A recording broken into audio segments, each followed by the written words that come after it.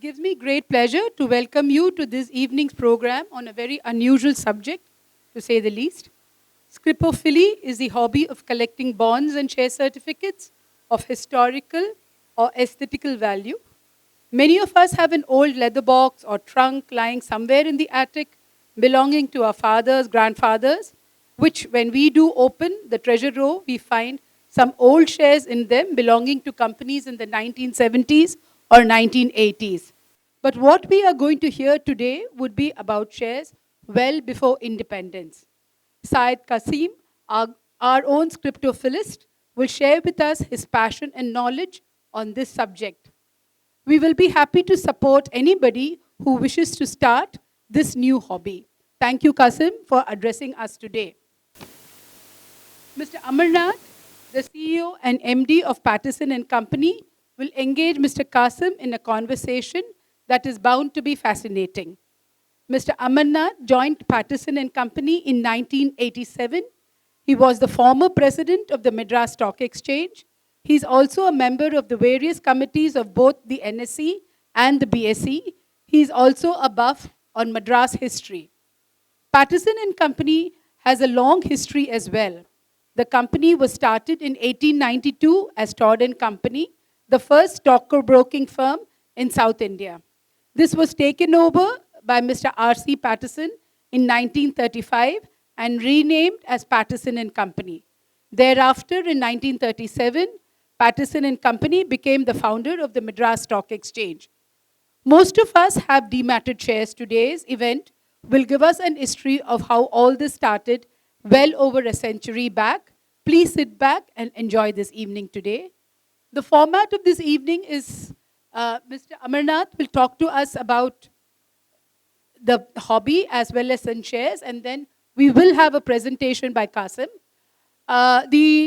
Anybody wants to ask questions can stop in between during the presentation and ask, and we will take it on from there. Thank you. Thank you, Purnima, for that introduction. Thank you for that introduction. It gives me great pleasure to introduce Mr. Cassim to speak on scriptophily, his hobby over the last several years. Over these years, he's been considered quite an expert on the subject, and I've also read about his hobby, in the recent past several times. So I think it's going to be a very fascinating conversation with Mr. Sayeed Cassim. Before I go on to him, I'd also like to give a small background about myself, because I too can say that I love old history, like Purnima had just introduced.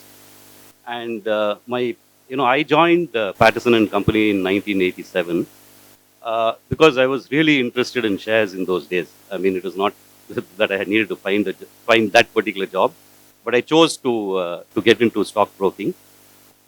In those days, the stockbroking and capital markets, I mean, nobody was bothered or interested in the stock markets in those days. But I was quite fascinated with this.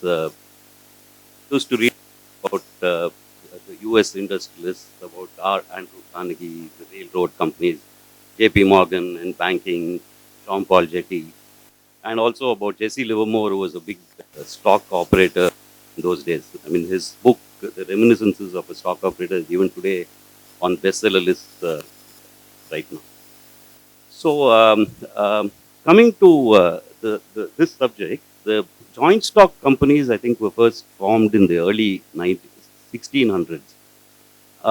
One very significant development was that 3 companies were formed, within the space of some 2 or 3 years in 1600. The first was the Dutch East India Company, which had the charter to deal with businesses in Indonesia in those days. That was the first listed company on the stock market. It was listed on the Amsterdam Stock Exchange, which was the oldest stock exchange in the world. The second company which came up soon after that was the British East India Company in 1603 or something like that, which was given a royal charter by the King of England and had exclusive trading rights with India. So this company was formed then. They raised money in England to set up this company to exploit the business interests in India. And a third company was also formed in around the same time by a royal charter by the British government to form the Virginia Company, which was started to colonize the United States. So these three companies all started around the same time, has played a huge role in the history of nations. They ruled these countries where they were, which they were set out to do for well over 200, 250 years. Like we know, the British East India Company was there till the 1850s before it was taken over by the British government. Similar with the other two companies. So in India, I think the development of the stock market started in around the 1850s or so, when the Companies Act was created in India in around 1850. And soon after that, the Bombay Stock Exchange was started in 1875. It was the oldest stock exchange in Asia at that time. And several companies were formed in the late 1800s and early 1900s. Many of them coming out of Bombay were textile companies, there were shipping companies, there were several other companies. In the south, there were a lot of plantation companies, there were gold and diamond prospecting companies, there was such companies in the south, textile companies. If we take specifically South India, there were large industries which were set up, like the Buckingham and Carnatic Mills, Binni, which was the largest textile mill in Asia at that time. There was Madras Mills, which was set up in Tirunelveli. And then there was Parry and Company and East India Distillery, MEID Parry, which was set up about 200 years ago, and it's probably today the oldest listed company on the Indian stock exchange. So, so in South India, if we see much of the old companies were plantation companies, Said would probably give us more information about these companies. So I think this is basically the development, I think, of the capital markets in India till the 1940s or 50s. So on that note, I'd like to invite Said to give us his insight into this. And probably before you get on with the presentation, you could probably tell us how you came across this hobby, when it started, things like that. Thank you, Amar. This is a relatively recent activity that I have been indulging in. Recent in the sense about 10 or 11 years. I was introduced to one Mr. Mahapatra, whom I think many people here know of. Unfortunately, he's no more. He was a person who had various interests, and he collected paintings and clocks and watches and also share certificates. So I have been an investor in the stock markets for now about 40 years. And 10 years ago, when I saw these certificates for the first time, it piqued my curiosity. Because while other collections like stamps and currency and stuff, the item doesn't speak for itself. You have to sit and tell them, this was this was that, this was in this year and stuff. The share certificate virtually speaks for itself. The name of the company is there, the name of the holder is there, the name of the director who signed it is there. You flip it over, then you have all the names of the holders right through the years. There's one certificate from the Bank of Bengal, all certificates of their company rather, where they used to pay dividend and record the dividends on the reverse. Every dividend that was paid, they recorded it. I think this is unique. It's crazy that somebody actually took the trouble to do all that. So it piqued my curiosity, and Interesting that talk of the Bank of Bengal, because I think that was the company which was earlier called the Bank of Calcutta. yes, And which was started for the British to fund their war, the Carnatic wars against the actually, while talking about funding, the British were funded quite a lot by our very own Indian brothers. I'll come to that a little later with one of the certificates. The British were funded huge amounts by our Indian brothers, and their army was again made up of our Indian brothers only. We'll come to that later. So this hobby I started collecting. I wouldn't call it a hobby any longer. It's more of an obsession. Whenever I see a certificate, I stop dead in my tracks and I want it. If it's something that catches my eye. So last 10 years I've been collecting, but I am not the largest collector in the world. I have about 800 certificates. A friend of mine from the UK, David Barry, is the largest collector of Indian certificates. He has almost 2,000. Not only that, but he's an authority on India, history of India and of the companies. Anytime you have a doubt, you send him an email, he clarifies. So this has helped me form friendships with various collectors around the world. I have also been nominated as the India representative of the International Bond and Share Society, which is based in London. So all these efforts are on only to promote the hobby, to try and get people to start collecting. So if anybody here needs any help in collecting, I'd be happy to help them. Now, if you the word scripophily is very interesting. The word scrip, as most of you know, is ownership right. Philos in Greece means love of. So when you combine it, it becomes love of ownership rights. So that is scripophily. Now, if you don't mind, I'll start with the presentation.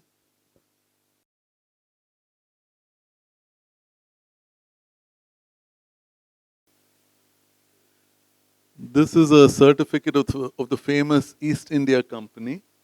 It was issued in 1788, as you can see. Where's that card? Yeah, that's the date, 1788. At one point, the East India Company, their turnover was half the GDP of the entire world. That's how big this company was. We'll go to the next slide. This is one of the documents issued at the Fort St. George, Madras, in 1819.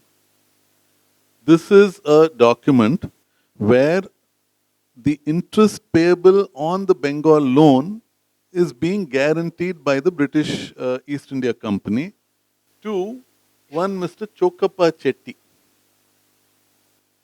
So, Mr. Chokappa Chetty, and the interest they used to give was phenomenal, 5 and 6% per annum in those days, which was a very high rate of interest. It wasn't a normal rate when inflation was very low in those days. Mr. Chokappa Chetty, I tried to search. I found one Chokappa Chetty a few years later who was a trustee of the Pachepas College. So it's probably one and the same person. In 1819, probably around the same time of Mr. Pachepa himself. Oh, interesting. This is the Oriental Bank Corporation.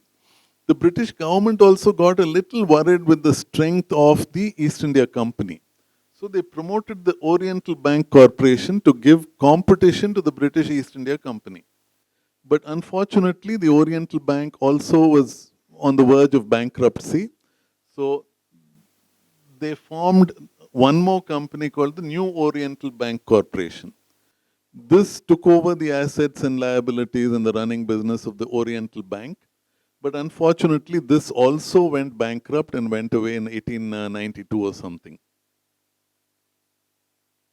This is a document where the British were raising money to run their operations in India.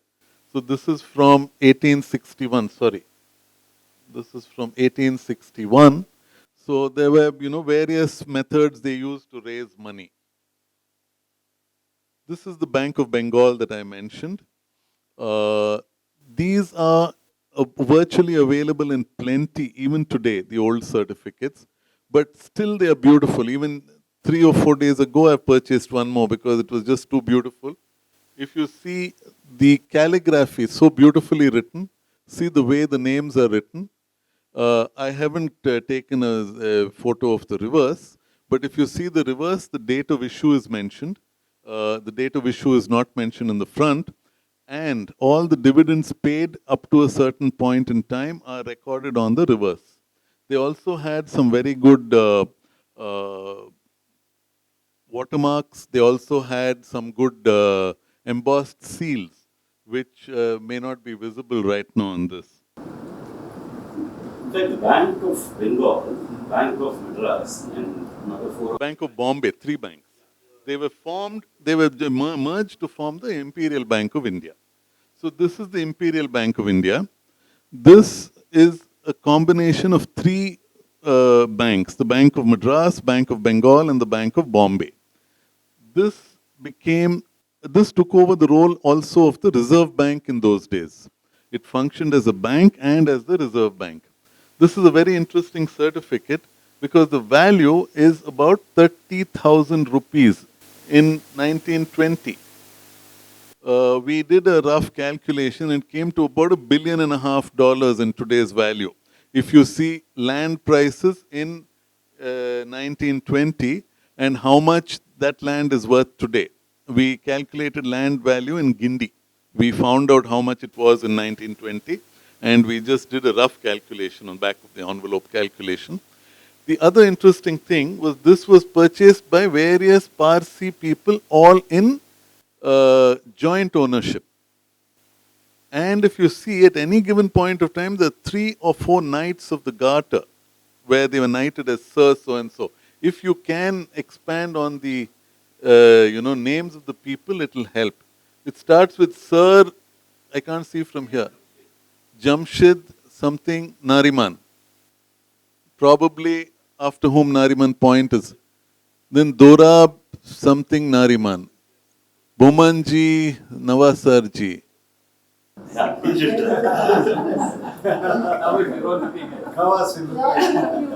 And then on the reverse, you have all the successive owners.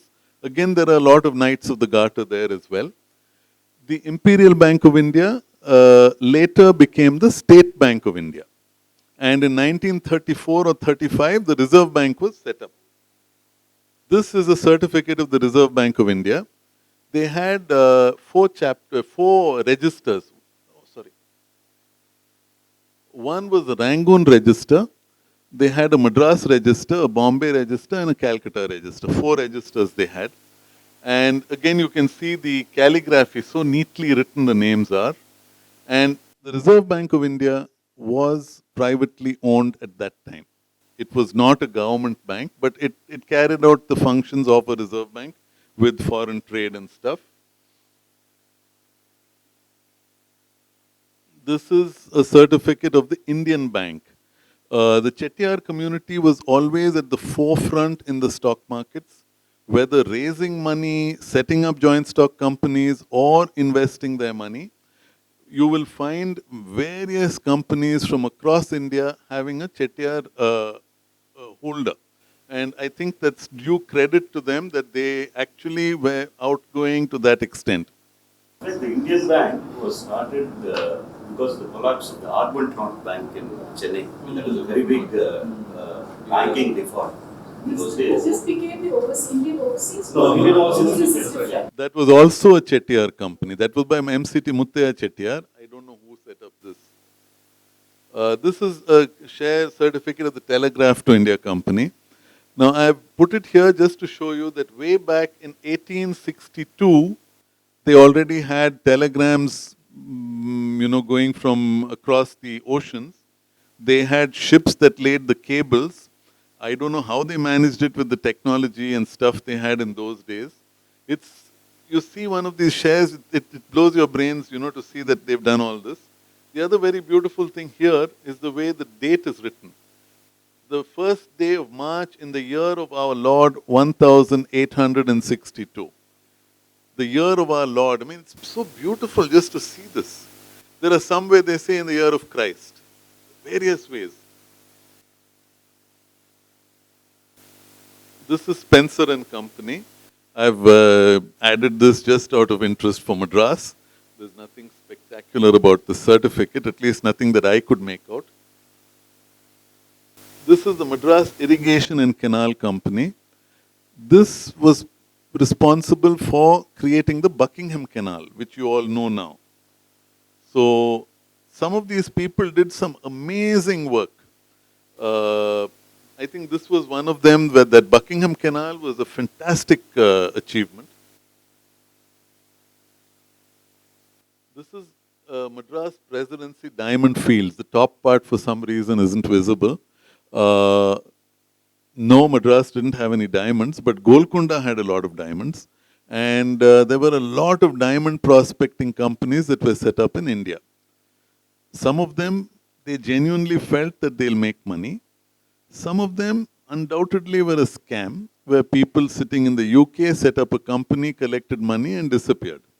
So there was a lot of that. I was told that at the turn of the century, 1899 to 1900, there were almost 2,000 gold prospecting companies in India. I don't know if it's true. This was a figure given to me by somebody. I'm sure many of them were scams. We'll come to that. This is the Madras Railway Company.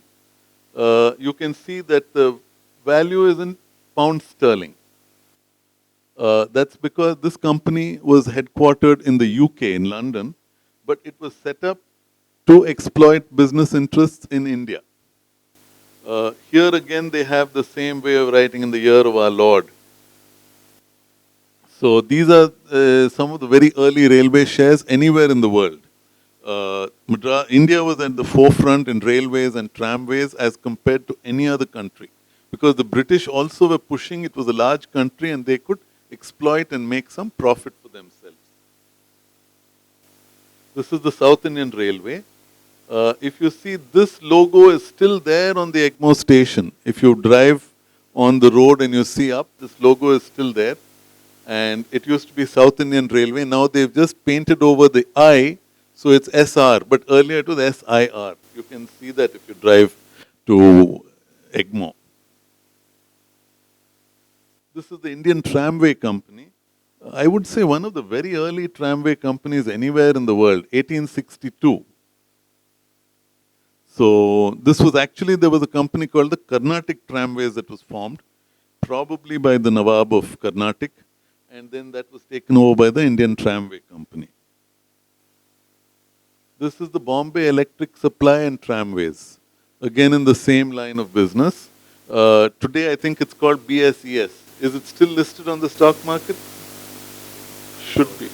Oh, it's become Tata Power. Okay. This is the Madras Electric Tramways 1904 Limited. The tramway was started a little earlier in Madras in the late 1800s, but for some reason that was pulled by a horse cart or whatever, and then it didn't really take off. So then they formed a new company, and this was, I think, till 1953 or something, trams were running in India. This is a very beautiful certificate of the East India Iron Company Limited. Sorry, East India Coal. From this angle, I couldn't read. All these discolored marks are nothing but the acid in the ink that is reacting with the fabric. But this is actually fabric.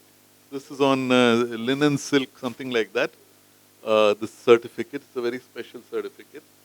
And actually, these type of discolorations make a certificate look more beautiful to me. If I see a good one and one like this, I'll pick up this. This is a similar certificate, which is again on silk, linen, whatever, of the Oriental Steam Tug Association. This was somewhere in the eastern parts of India. And here you can see much of it has got eaten up by the acid. This is an interesting certificate. This is a certificate printed on vellum. Vellum is a sheet of leather that is scrape thin. Vellum is a material that has been used extensively for documents in Europe and other places. In India, not so much, probably because it was very expensive.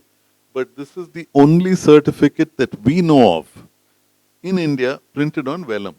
And you can see it's a Parsi company, the New Dharam Si Punjabai Spinning and Weaving Company Limited. And the par value of each share is 2,000 rupees. That was a king's ransom in those days. When was this? Wherever that is, okay. Okay, 1879. That would have been a king's ransom to buy one share. And incidentally, the name of the owner is Cassim Bhai. No relative of mine. This is a very interesting certificate of the Royal Bombay Yacht Club. They had issued debentures, and this particular debenture was bought by Mr. D.S. Sassoon. He was a famous Baghdadi Jew who settled down in Bombay, and he had some 10 or 15 textile mills. He was very wealthy. Even now, the Bombay port has a Sassoon dock. So this was the Royal Bombay Yacht Club, and there is a famous story that the Viceroy was not permitted to take some Indian Maharajas as his guests to this club. I don't know if it's true. This is a story many of us have heard. And because of that, he set up the Wellington Sports Club to also have Indians as members there. I think it's true, but that's a story we've heard. This is our own Cosmopolitan Club. They also had issued a paper. Nobody in the club knew that they had issued a paper, and somebody told them about this, so they've said they would like to have some, they're celebrating some centenary or whatever. So they want this scan and the original as well to be displayed. I said, no problem. This is one of the most beautiful certificates. This is issued in France, but for exploiting business interests in Pondicherry. And you can see that they have a completely Indian theme. They have the Indian gods and goddesses. They have a famous temple. I don't remember the name. One of my friends had told me the name of this temple. They have bullock carts. They have elephants. It's, to me, one of the most beautiful certificates. I had one, but I got one more available, so I bought it. Are these rarer certificates? Because I don't see any name on it. This probably is bearer, but I don't know French, so I really don't know. But probably bearer certificates. I was told that this eventually became the Anglo-French textiles. Again, I don't know if it is correct information, but it's quite possible. This is a company set up in Portugal to exploit business interests in Goa. So you can see this Indies, Portuguese, whatever. And that is the beauty of India. You had companies set up in India, in Britain, in France, and in Portugal. Now this is another very interesting certificate. First of all, it's a trilingual certificate, that's English, Tamil, and French. It's very rare anywhere in the world to have 3 languages. 2 is common. 3 is very rare. And the second thing is we actually have a certificate with Tamil. This I found extremely unusual and beautiful, to have something in Tamil, and this is way back in 1908. So they also used to come sometimes with the coupons attached. So you didn't need to wait for them to send you your dividend or your debenture interest. You just tore off one and put it in the bank.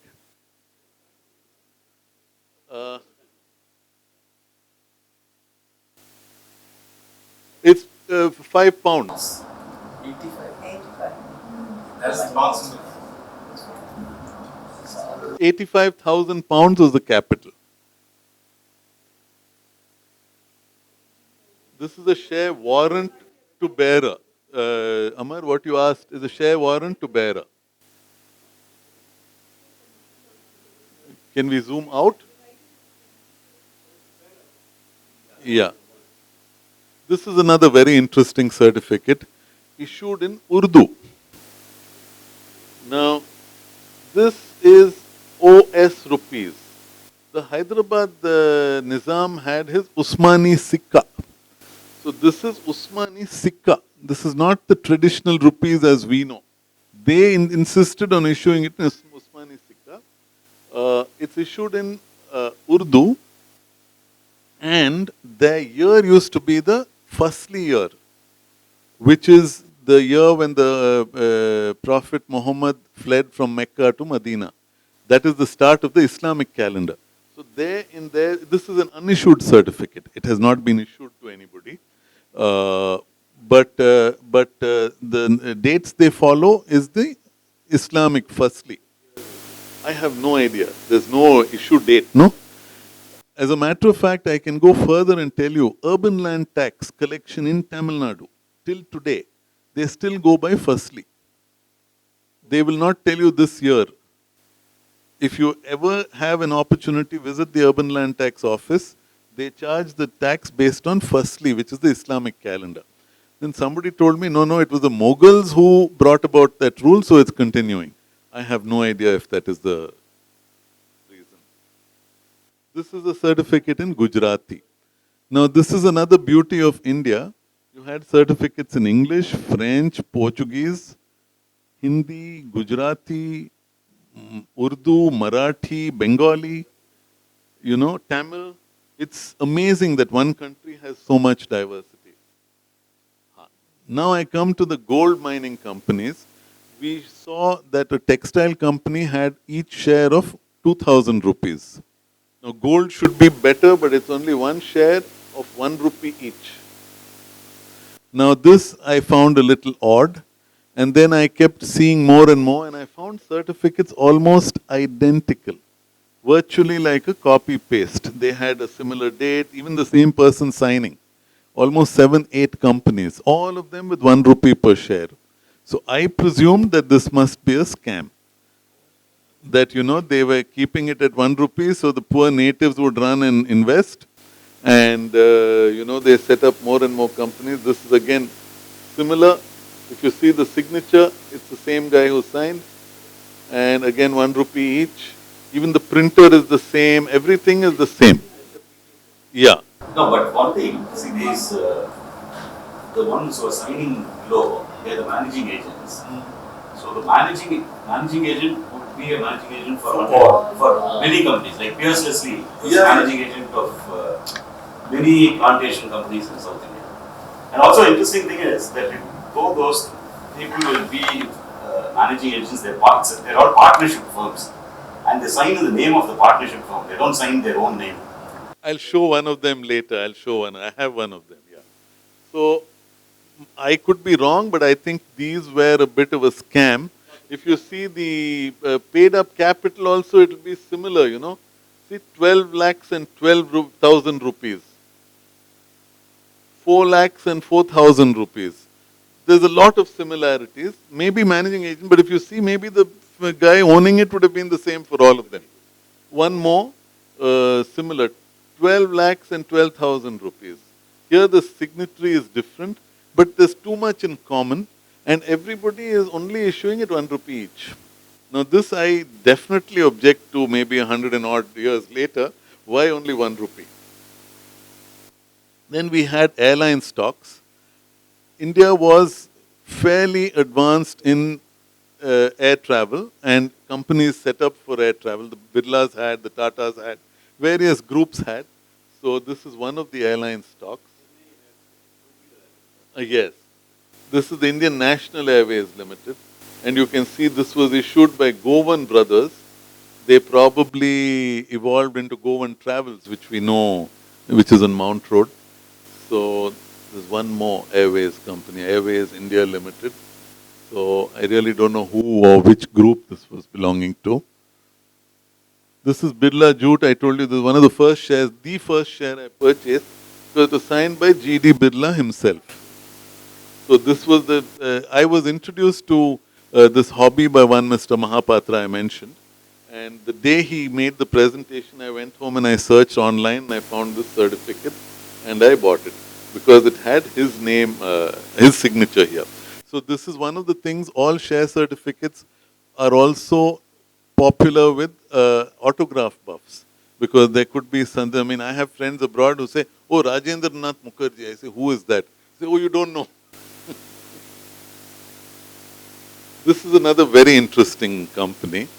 I don't understand what, this is also 1 rupee incidentally, but if you see the total share capital, it's only 384 rupees.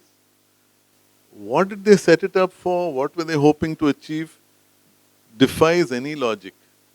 I've never been able to understand, but then I got a second one, I picked it up. I don't like to let go things like this. This is another very interesting certificate. This is from 1981. Right? Yeah. but this is the revenue stamp of the Indian government. Absolutely no problem. 81. Then if you see, it has the British government revenue stamp also there. So what happened was they were just born lazy to print new certificates. They had some certificates in their stationery drawer. So rather than print, they just took it, typed out everything, and then put a new stamp. This is completely as per the law. It's not a violation of the law. Right in 1947, many companies had issued certificates with this and the Indian thing. But as late as 1981, I think is something that, you know, it's they need to be given an award for this. This is Goosery Cotton Mills. Only reason I have chosen this is to put the name here, Mr. Syed Hussain Shustri. He was an Iranian and a very big businessman in those days. He was an uncle of the late Mr. Isfahani, who passed away 3 years or 3 years ago, Ali Isfahani. Mr. Shustri was an uncle, and he was, I believe, much bigger than the Isfahanis. So you had 4 families, the Shustris, the Isfahanis, the Khalilis, and the Namazis, who came from Iran. They retained their pure-blooded Iranian lineage, and they invested heavily in India. This is the Empress Spinning and Weaving Company Limited. The famous Empress mills belong to the Tatas. This belonged to Greaves Cotton. Now, why they both? Now you can see what Amarnath mentioned. The signature is not of the individual. The signature is Greaves Cotton and Company. Right? So, in those days, the authorized signatory used to sign the company's name. And if there were 2 directors, the bank knew which director had signed, I believe. They had. That's what Amarnath told me. So this is a certificate that has taken some beating over time, but a very beautiful certificate. It's a little brighter here thanks to the projector, but the real certificate looks really amazing. This is another very interesting certificate. You've heard of misprints in stamps and in currency. We've had misprints in share certificates as well. The amount they have typed was, the number of shares they typed was wrong.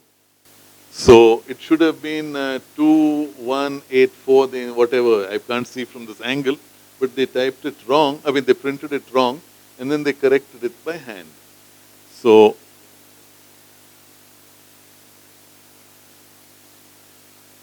this is the Hyderabad Vegetable Product Company. This is an interesting certificate from Hyderabad, simply because here they have issued in BG. BG means British government rupees, not Usmani Sikka. So this is the interesting part of this certificate. They also have a little bit of Urdu there, and even on top. So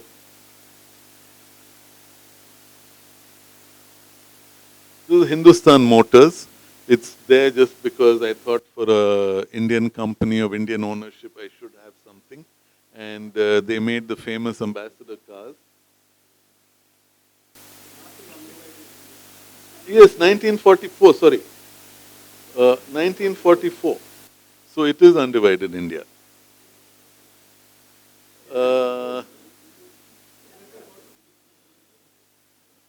You must excuse me, my knowledge is limited. This is the most interesting item on display. This is nothing. This is just a share application form. Right? This is from which year? Can somebody tell me where the year is mentioned? 1864. 1864. I bought it maybe 3 months ago. If we can zoom out, yeah. This is nothing but a share application with the original check. The original check has a word not sent and cancelled. Right?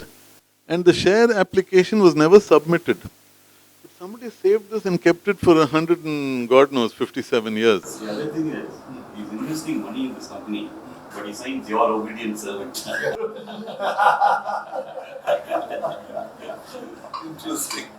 So I found this amazing that somebody didn't apply, cancelled it, but then kept this application safe. So I picked it up. These are just some checks. These really don't qualify as scripophily. These are some checks. This is National Bank of India, 19 something. But this is interesting. It's from 186 something, Bangalore Bank Limited. We didn't know there was such a bank ever. Even that, Mombasa. I mean, National Bank of India in Mombasa. This is the Bank of Madras. This is interesting. It's from the Guntur branch. This is also from 1800s. And the interesting thing is the three languages here. They have Telugu, they have Tamil, and they have Urdu. It's Canada. Oh, it's Kannada, is it? Are you sure? No, it's Telugu. Guntur. Madrasu Banco. It's Telugu. This is Urdu, yeah. English, of course. Then this is Bank of Bengal, again 18 something. You see they had a revenue stamp on the front. Some checks had a revenue stamp on the reverse. They needed that. This is also from 18 something. This is interesting. This is Parry and Company from 1876. This is, I think, a bill of exchange. And here, as Amar mentioned, it's Parry and Company, the signature. It's not the person's name. The director has signed it as Parry and Company. This is just another certificate, another receipt from the East India Army Agency. Just happened to have it, so I added it to the presentation. It has no other significance. It's signed by Grindlay and Company. Grindlay's had a very strong presence in India, and then eventually it became Standard Chartered Bank. So that is the thing. I think we've reached the end of our presentation. There's one more slide I'd like you to. Now, I've told you all about the hobby, and I'm sure you all are very happy, but this isn't kids' play. The costliest certificate ever auctioned was for 2.23 million euros. That's almost 20 crore rupees. So please understand, this is the big boys game. Our Indian certificates are right now unidentified or they haven't yet been discovered, undiscovered, uncut diamonds. If you see China and Russia, the local collectors have got in, so their certificate values have gone up. Indian certificates, I think, rather than buy your Bitcoin or whatever else, just buy a few certificates before independence and put them away. You couldn't go wrong. These are in millions. I have purchased a certificate for ₹1,00,000. It could be the person who signed it or something. And it's actually quite recent, 1924. No, but the other ones are much older. See, 17 odd. I would think, let's say, an East India company. See, that one says signed by Benjamin Franklin, signed by Yeah. Oh, so the Marcel Duchamp. Yeah, this is signed by John Rockefeller. Look at that one, signed twice by John Locke. Right. Yeah. So the signatures, some of them have the American famous bank with two names on it. JP Morgan signature is there. One more, Wells Fargo. So they have one signed by both Wells and Fargo that goes at a high price. And also the rarity. It's not just who signed. Suppose there are, may say, 100 certificates available, then the value doesn't go up. There's some 2 or 1, then it goes through the roof. So I think we've reached the end of our presentation. If there are any questions, I'll be happy to attempt to answer them. I don't think I'll be able to answer all of them. Maybe Amarnath will be able to handle some of the questions. How do you preserve?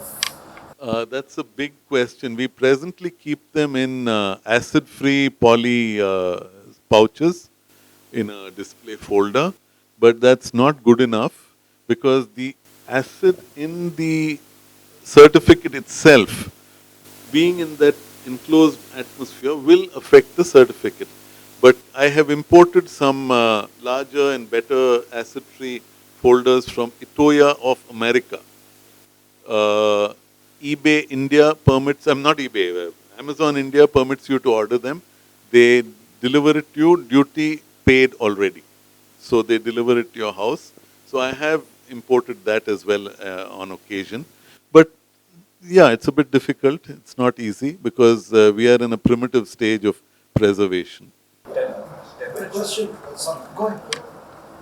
No, you say. No, temperature control is important in maintaining. Temperature control definitely will help, but where can we do all that? No, but some of the certificates that you showed us, the signatures were cancelled, and in some they were not. What is the difference between that? See, the signature that is cancelled, maybe they were presented when there was a merger or there was some fresh issue where you surrender one certificate and get the other. The registrar would have cancelled the signature. The ones where it's not cancelled, it may have been lying in somebody's house and the company would have gone defunct and then nobody bothered to cancel it. Okay, another question is, when we did the dematting in India, dematting of the old physical shares, I think sometime in the 90s, we had to surrender the old physical share in order to get it dematted. Where are those old physical shares? Beats me because They'll be at the registers. Okay, so they now no longer, they don't have the value because it's been dematted, right? Is it possible to pick up those from there? let me tell you, I am a little unhappy with the way securities are being dealt with in India. If I have a joint account in a bank with my wife, either of us can draw a crore of rupees, no questions asked. If we have a demat account, then 101 questions are asked. We both have to sign, or we have to have mutual powers of attorney given to each other. I understand there have been a lot of cheating and misuse of the accounts, but it's very, very restrictive. So I don't know, maybe the registrars are told you can't do anything with the certificates, or you have to shred them or destroy them. I really don't Not know. been shredded. But then whatever, but still there are certificates like we've got Reserve Bank of India and all that. So somebody is probably putting the cancel stamp and I don't think there's anything wrong. I'd like to add that we are presently in the process of setting up a virtual museum with SEBI. SEBI has been in touch with me for over a year and they wanted to set up a virtual museum. They had no material. So they have taken about 450 scans from my collection and that's going to be their basis for the virtual museum. And that should be launched in a couple of months latest. And that's going to have a lot of things. They want to even have it as an open thing where people can, they may have competitions, they may have it sponsored by companies, I really don't know. But they have a lot of plans. And what is the network? How, if you are sourcing shares like this in India, how do you reach out to these guys? First was ebay.com. That was the start. Then there are some dealers. They somehow find you. I don't know how. They find you and you get a message on Facebook or on WhatsApp or by email. They say, I have this certificate. There are auction houses in Europe, famous auction houses. The most famous is Spink of London, which was established in 1666. And they auction various things, paintings, currency, liquors and stuff. And one of the things they auction is share certificates as well. So it's just word of mouth, dealers, auctions, various things. And of course, ebay.com was another good resource. But there's very little Indian material available. Having said all this, it's very difficult to get good quality material. And with people like us trawling the net and jumping at every opportunity, makes it more difficult for a new collector.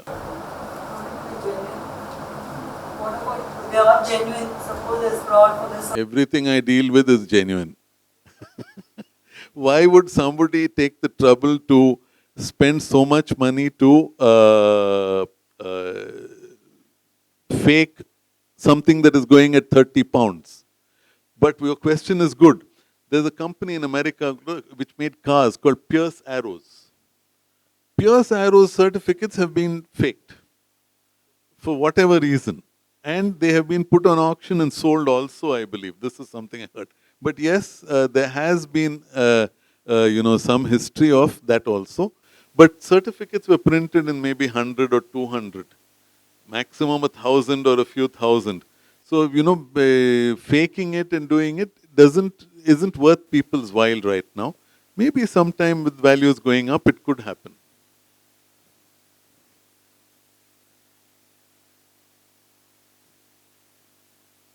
So anyway, thank you all very much. I was just thinking that it would be good if you had an old certificate of Mahindra. It was Muhammad and Mahindra. And Mohammed went to Pakistan. So that is how it's amended. So if we had the first certificates of that, I think it would be great. Out of the companies which are still in existence and which are still listed in the Indian Stock Exchange, which is the oldest one? Parry, EID Parry. Then you had even actually among multinationals, Britannia and Nestle, have been listed from the 1890s. Nestle, of course, went through change to food specialties, went back to Nestle. But even those are very old companies.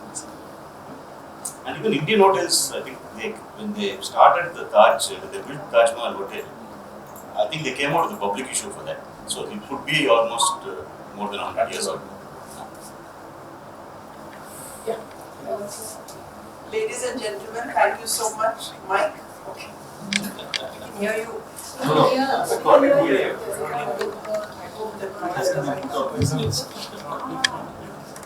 Ladies and gentlemen, thank you so much for attending this session of Cultural Hub. We've been taken on a very fascinating journey down the lanes of history by the very in-depth knowledge of Mr. Sayeed Cassim. Please give him a big hand. His passion and dedication to this subject and his collection are very obvious, and we have learned so much, and most of us didn't even know that this was actually a subject or these things were actually collected. And to add to it, we have had Mr. Amarnath and all his in-depth knowledge of Indian and Madras history to supplement whatever Mr. Cassim was saying. So it's been a joint effort on both of them. Thank you, both of you, for coming and spending so much time. And thanks to Purnima and the Cultural Hub subcommittee for arranging all this. And please do keep coming for our future Cultural Hub programs. Thank you very much. Have a nice evening. 1 second. I would like Purnima, who is the Sub-Secretary of Cultural Hub, to present a small memento to Mr. Cassim. Photo. What is unit share certificate? And Mr. Chandu Nair of our subcommittee to Mr. Amarnath. Thank you. Very small thing. This is a calendar we made with Scripophily as the subject. Unfortunately, we're already in July, but still, one is for you and two are for our friends from Paterson, Darshini and Mani. Thank you for all your efforts. And Amarnath, I've already given one. Yes. But I'm giving him something better. I'm giving him an old certificate. Oh, wow.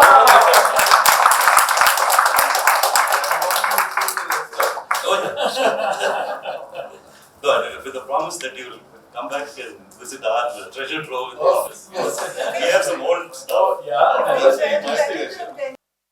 What? Oh yeah. I don't wait 10 years. 10 days is all I'll give you. Thank you very Thank much. you so much. It's so interesting. Thank you. So you can't blame me for having been smitten by this hobby. Not at all.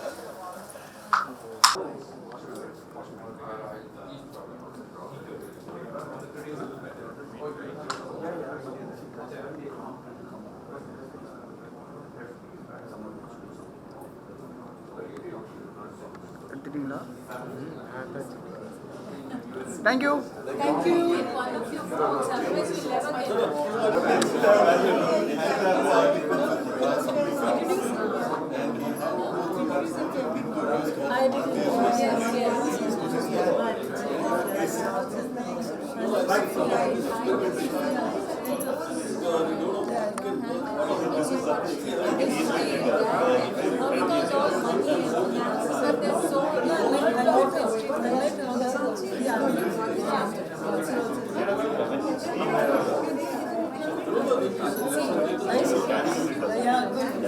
Hi, Sahil. Nice, nice.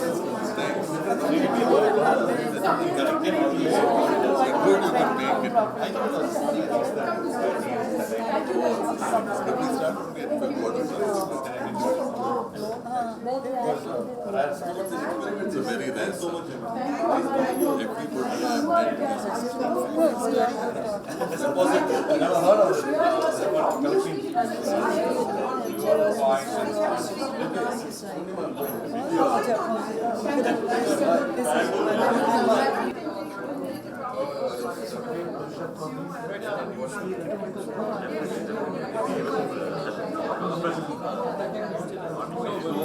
Check what's inside.